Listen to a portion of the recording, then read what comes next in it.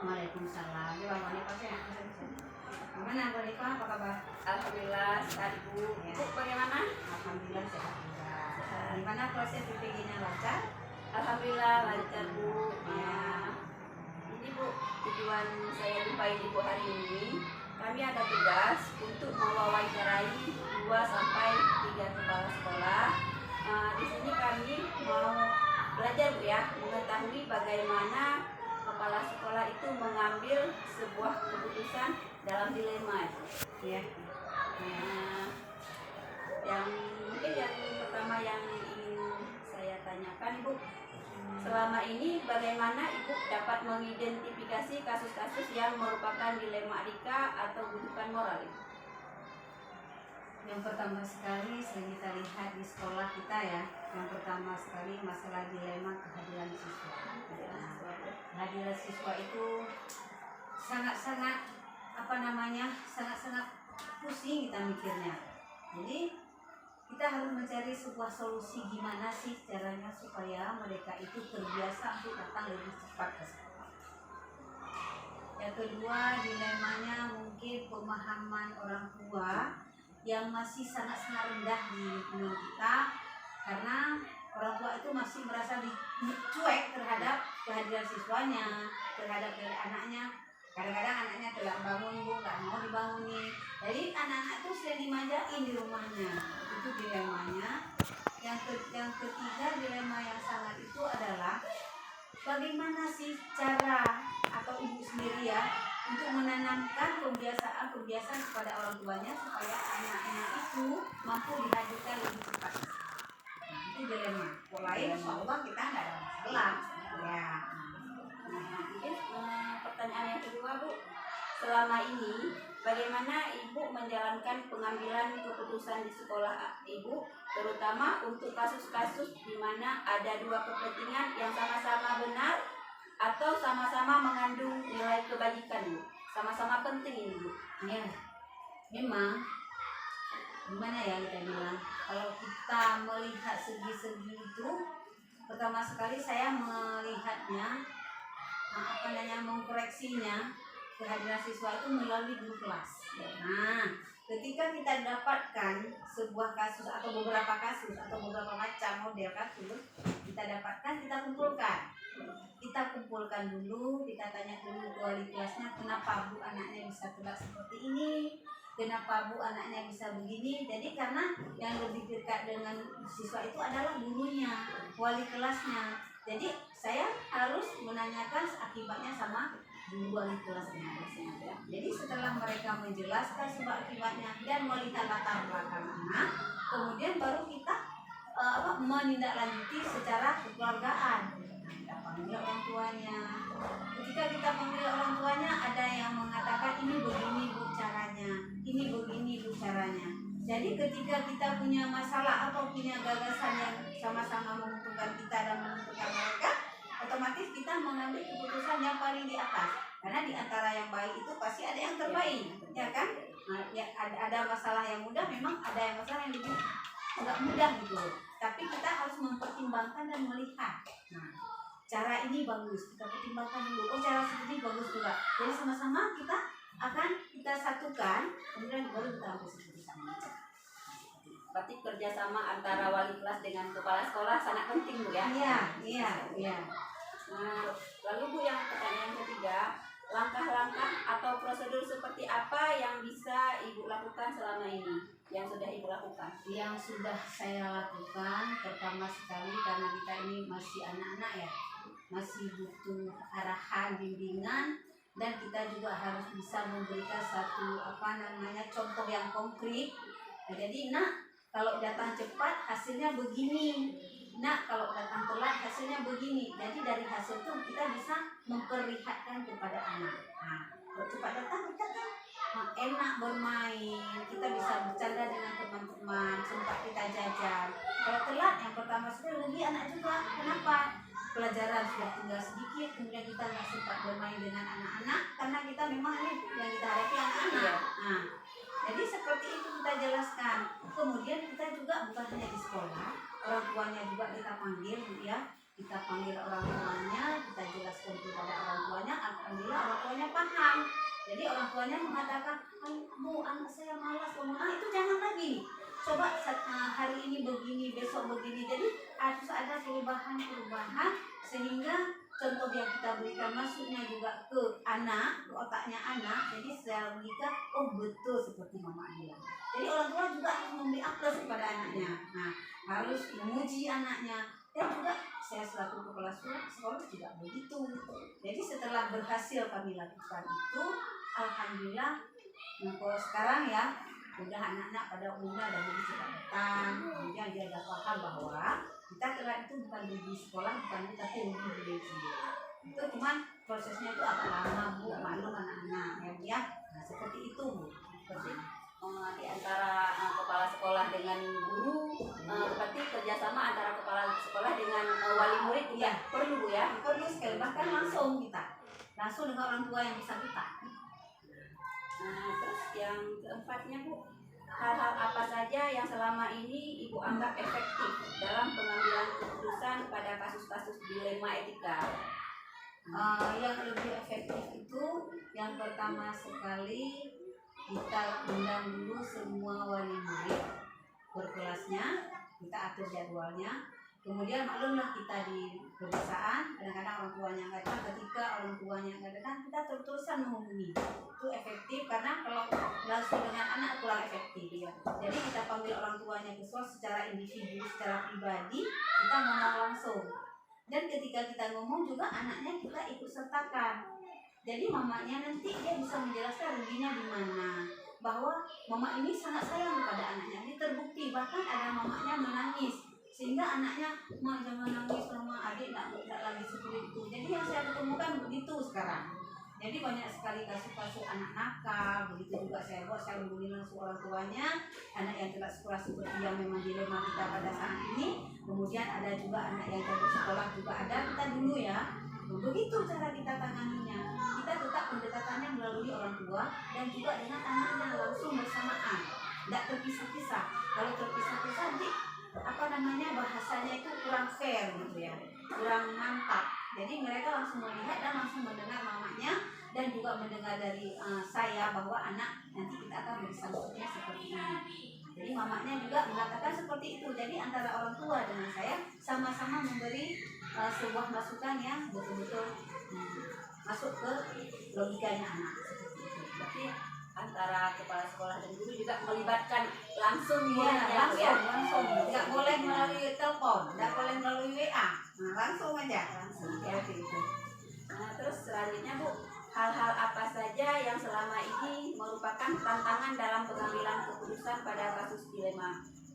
Setiap yang Ibu buat itu pasti ada tantangannya, Bu, ya? Banyak sekali tantangan, Bu. Yang pertama sekali mungkin karena pihak wali murid itu kurang memahami, mereka ini masih keterbelakangan, mungkin karena keadaan atau karena apa, karena di sini kita pada umumnya wali muridnya ekonomi ke bawah Bapak Ibu. Jadi alasan mereka itu datang ke sekolah itu agak susah karena mereka mencari rezeki. Itu dilema yang sangat faktor-faktor yang sangat saya nggak sama mikir juga, tapi kita tetap berusaha terus, Bu. Kita jadwalkan, nggak bisa datang, nggak apa-apa juga, kita beri jadwal sama mereka kapan ibu bisa datang ke sekolah.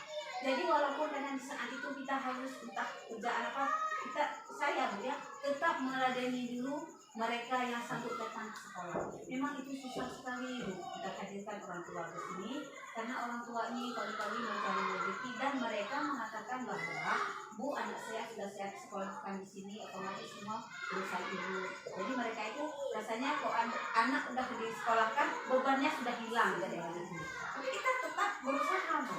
Pelan-pelan, insya Allah mereka sendiri akan memahami bahwa ini bukan untuk kita guru tapi untuk anaknya gitu. Itu memang itu hal yang sangat rumit selama ini yang saya jalankan.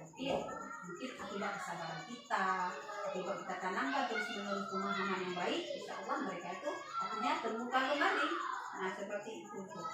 Jadi apa yang kita harapkan dengan kesabaran ya akan tercapai, Bu, ya. Iya, dengan kesabaran kita. Terus selanjutnya, Bu, apakah Ibu memiliki sebuah takalah atau jadwal tertentu dalam sebuah penyelesaian kasus dilema etika? apakah Ibu langsung menyelesaikannya di tempat atau memiliki sebuah jadwal untuk menyelesaikan bentuk atau prosedur seperti apa yang Ibu jalankan? Di saat kejadian seperti itu kita tidak langsung menyelesaikan di tempat, cuma di tempat itu hanya ambil kebijakan untuk menenangkan saja, Bu, karena mereka ini kadang-kadang tidak mau menerima. Jadi kita beri waktu besok atau lusa, batas waktu nggak boleh lama juga, Bu, nanti apa yang kejadian itu akan terasa nggak enak. Jadi langsung kita beri waktu, hari ini kejadian, besok masih hangat-hangatnya berita, masih hangat-hangatnya kejadian. Jadi dengan seperti itu kita juga, Bu, melibatkan wali kelas. Bila ada kasus-kasus, saya memang udah nyarankan sekarang, Bu, kita punya WA, gunakan WA itu, gunakan video, rekamkan kejadian. Jadi banyak sekali kasus yang terjadi di sekolah dengan adanya rekaman itu. Jadi mereka itu sadar, karena pribadi wali murid itu bermacam-macam, Bu. Pemahaman mereka itu juga bermacam-macam. Jadi kita harus mencari jalan juga yang harus bermacam-macam sesuai dengan karakternya mereka. Kalau di luar dari karakternya mereka, mereka kurang menerima gitu. Walaupun dia terima tapi hatinya nggak tenang. Nah gitu. Kita harus melihat dulu karakternya bagaimana, latar belakang rumah tangganya bagaimana. Itu seperti itu, jangan serta-merta kita harus langsung begini atau apa. Itu yang sudah saya lakukan selama ini.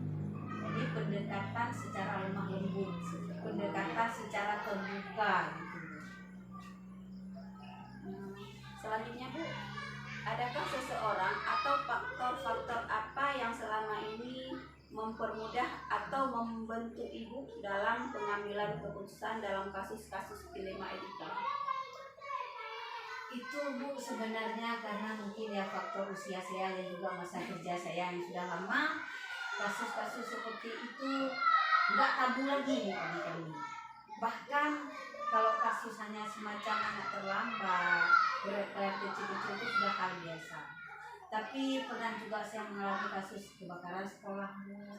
Jadi gimana ya saya bilang. Jadi kami selaku kepala sekolah ini, bagaimanapun keadaannya, baik buruk keadaannya itu, kami tetap harus membawa dengan kesabaran dan ketabahan, dengan senyuman. Walaupun kita sendiri kadang-kadang lelah sekali, memang lelah, tapi kita kan di sekolah kita punya stakeholder sekolah, punya komite sekolah. Setiap hal-hal yang terjadi di sekolah, saya selalu melibatkan mereka.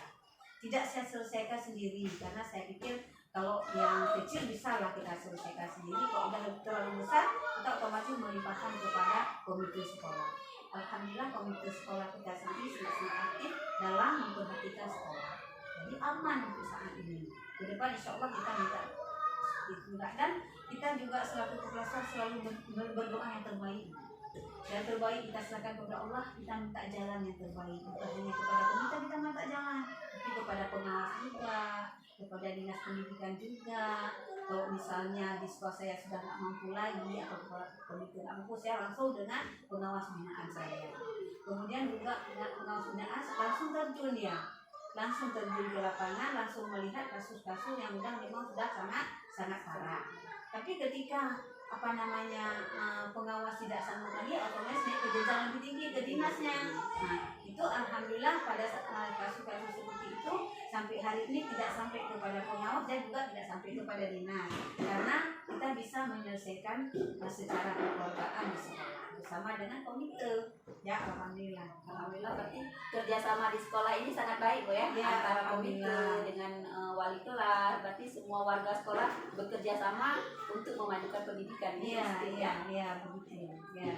Terus Ibu, yang terakhir, dari semua hal yang telah Ibu sampaikan, pembelajaran apa yang dapat Ibu petik dari pengalaman Ibu mengambil keputusan dilema etika?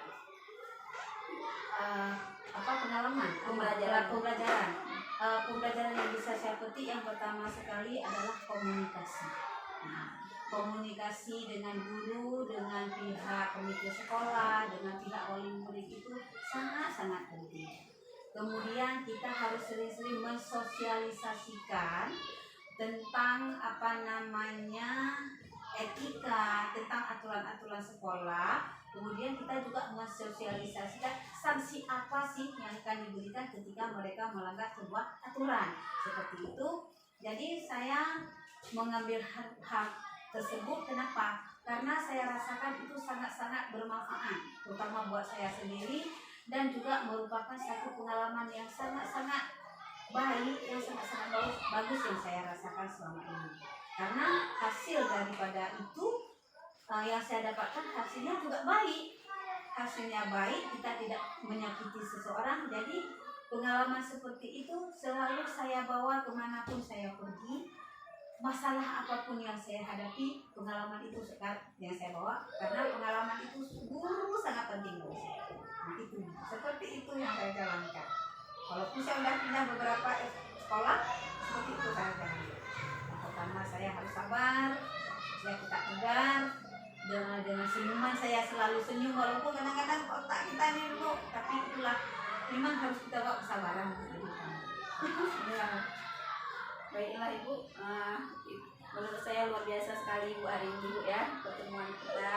Terima kasih juga Ibu sudah menemani saya dalam wawancara ini. Kami CGP banyak sekali mendapatkan pembelajaran dari pengalaman baru dan hal pengambilan keputusan. Mungkin nanti di suatu saat saya bisa mencontohkan apa yang Ibu ceritakan hari ini ya, jadi pengalaman buat saya Bu ya. Terima kasih banyak Bu, Ibu sudah menemani saya. Sama-sama ya. Semoga CGP-nya berjalan lancar, Amin. Sehat selalu dan jadi yang terbaik di antara yang baik ya. Terima kasih Bu. Ya, sama-sama.